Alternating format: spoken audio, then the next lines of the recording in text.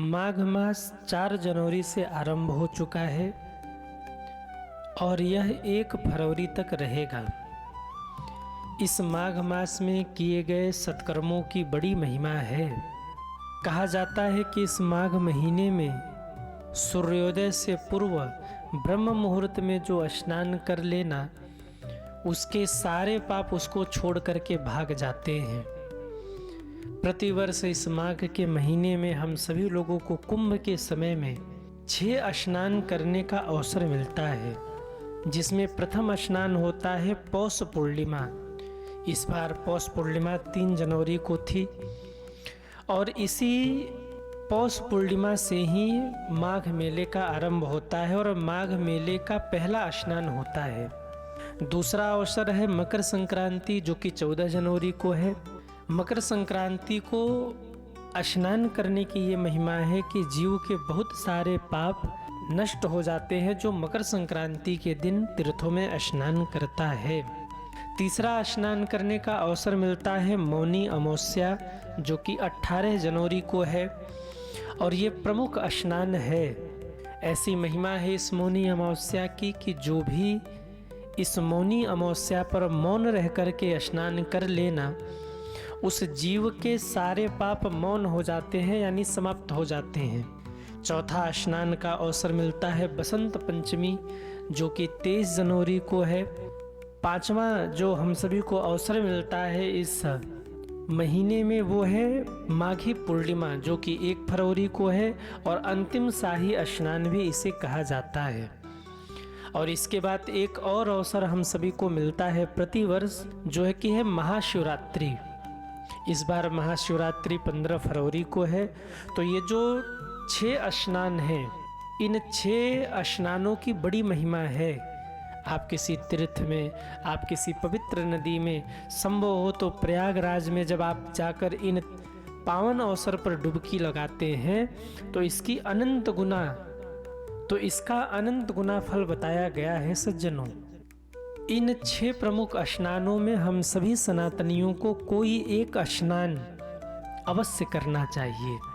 इस स्नान को करने से विशेष फल की प्राप्ति होती है, विशेष पुण्य की प्राप्ति होती है। जीवन के बहुत सारे पाप ताप संताप नष्ट हो जाते हैं जो ये 6 महास्नान करते हैं। ये माघ का महीना परम सर्वश्रेष्ठ महीना है। शास्त्रों में कहा गया है मासा नाम माघ श्रेष्ठ। ये माघ का महीना परम सर्वश्रेष्ठ महीना है। सज्जनों, माघ मास का आरंभ पौष पूर्णिमा से ही हो जाता है और ये समाप्त माघ पूर्णिमा पर होता है। माघ मास में सूर्योदय से पूर्व स्नान करने की बड़ी महिमा है। इस पूरे माघ के महीने में आप ब्रह्म मुहूर्त में स्नान करिए, और ब्रह्म मुहूर्त न हो सके तो कम से कम सूर्योदय के पूर्व आप स्नान कर लीजिए। हालांकि ये थोड़ा कठिन है क्योंकि माघ के महीने में तो ठंडी बहुत चरम सीमा पर होती है और इसमें ठंडी है, लेकिन फिर भी शास्त्रों में ब्रह्म मुहूर्त में स्नान करने की बड़ी विशेष महिमा बताई गई है इस माघ के महीने में। इस माघ के महीने में गंगा यमुना आदि पवित्र नदियों में जो स्नान करें, उनके ऊपर भगवान विष्णु की, भगवान शिव की और सूर्य देवता की कृपा बरस जाती है। सज्जनों, यदि संभव हो तो आप प्रयागराज जाकर प्रयागराज में स्नान करें। यदि नहीं संभव है तो गंगा यमुना आदि पवित्र नदियों में, जो भी आपके समीप पवित्र नदी है, वहाँ स्नान करें।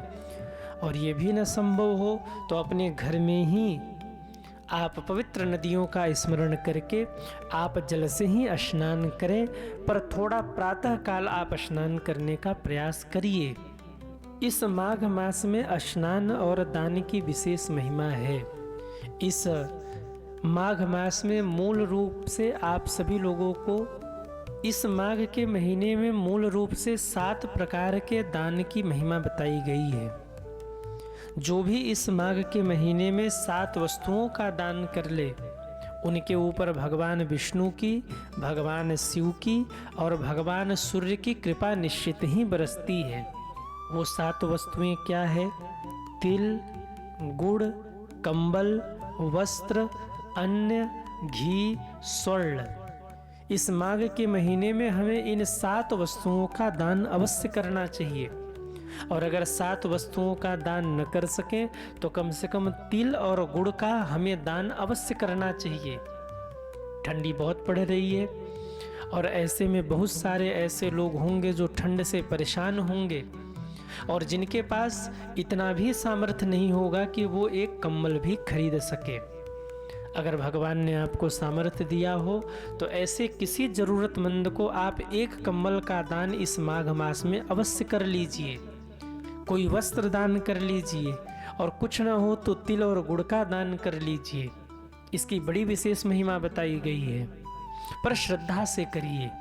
जो भी आप इस महीने में श्रद्धा से करेंगे उसका अवश्य ही आपको पुण्य फल प्राप्त होगा। सज्जनों, जब भी आप दान करें तो आपको एक बात का ध्यान रखना है कि आपको मन ही मन ओम नारायणाय नमः का स्मरण करते रहना है। ओम नारायणाय नमः का स्मरण करते हुए आप जो भी इस माघ महीने में दान करेंगे वो आपका निश्चित ही फलीभूत होगा।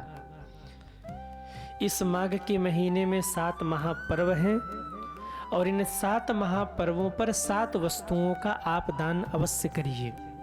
7 महापर्व कौन से हैं? पहला पर्व है सकट चौथ, जो अभी बीता है, जिसको हम लोग तिल चौथ के भी नाम से जानते हैं। दूसरा पर्व है मकर संक्रांति, जिसे खिचड़ी भी कहते हैं। इस दिन खरमास उतरता है और सूर्य उत्तरायण में प्रवेश करते हैं।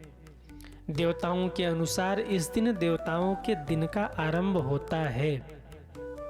दक्षिणायन देवताओं के रात्रि का समय है और उत्तरायण देवताओं के दिन का समय है मेरे भाई बहन। तो दूसरा पर्व है हम सभी के लिए मकर संक्रांति। तीसरा पर्व है खटतिला एकादशी। चौथा पर्व है मौनी अमावस्या। पांचवा पर्व है बसंत पंचमी। छठा पर्व है भीष्म अष्टमी और 7वां पर्व है माघी पूर्णिमा। इन 7 पर्वों पर हमें 7 वस्तुओं का दान करना चाहिए। गुड़ का, तिल का, वस्त्र का, कम्बल का, अन्न का, घी का और स्वर्ण का। जो भी इन 7 पर्व पर इन 7 वस्तुओं का दान करते हैं, भगवान सूर्य, भगवान विष्णु और भगवान शिव उनके ऊपर निश्चित ही प्रसन्न होते ही होते हैं। अगर सामर्थ्य हो तो आप बहुत कुछ दान करिए, सामर्थ्य न हो तो इन 7 में से कोई एक वस्तु दान करिए। और वो भी अगर सामर्थ्य न हो तो आप प्रभु से प्रार्थना करिए कि हे प्रभु, मेरे मन में बड़ी इच्छा है कि मैं दान करूं, पर मेरे पास इतना सामर्थ्य नहीं है कि मैं कुछ दान कर सकूं। इसलिए हे भगवान, आप मेरे ऊपर ऐसी कृपा करिए, हमें भी सामर्थ्यवान बनाइए ताकि हम इन वस्तुओं का दान कर सकें। विश्वास मानिएगा, अगर आप सच्ची श्रद्धा के साथ भगवान के समक्ष ऐसा निवेदन करते हैं, प्रार्थना करते हैं, असहाय हो करके, आप सामर्थ्यवान नहीं हैं और प्रभु के चरणों में अगर आप ऐसा निवेदन करते हैं तो भगवान आपकी जरूर सुनेंगे। बहुत सारे लोग जिनके पास कुछ नहीं है वो कर्म करते हैं, प्रभु से प्रार्थना करते हैं और भगवान उन्हें बहुत कुछ देते हैं, पर श्रद्धा होनी चाहिए। तो आप दान करें और दान करने का सामर्थ्य न हो तो प्रभु से प्रार्थना करें कि हे नाथ, हमें इतना संपन्न बनाइए कि हम भी दान कर सकें। हमारे मन में बड़ी इच्छा है कि माघ के अवसर पर, इस माघ के महीने में हम तिल का, वस्त्र का, कम्बल का, गुड़ का, अन्न का, घी का, स्वर्ण का दान करें। कोई ऐसा जरूरतमंद हमें दिख जाए जिसको हमें कम्बल उड़ा दे, एक वस्त्र उड़ा दे, पर सामर्थ्य नहीं है। हे नारायण भगवान, हे भगवान शिव, हे मेरे महादेव, हे भगवान सूर्य, ऐसा सामर्थ्य प्रदान करिए कि हम भी दान कर सकें। इस माघ के महीने में उपासना की बड़ी महिमा है। भगवान सूर्य, भगवान शिव और भगवान विष्णु के पूजन से, इनके उपासना से घर में सुख, शांति, समृद्धि आती है। इस माघ मास में कल्पवास करने की भी बड़ी विशेष महिमा बताई गई है। बहुत से ऐसे भक्त हैं जो इन दिनों प्रयागराज में रह कर के कल्पवास कर रहे हैं, भगवान की भक्ति कर रहे हैं।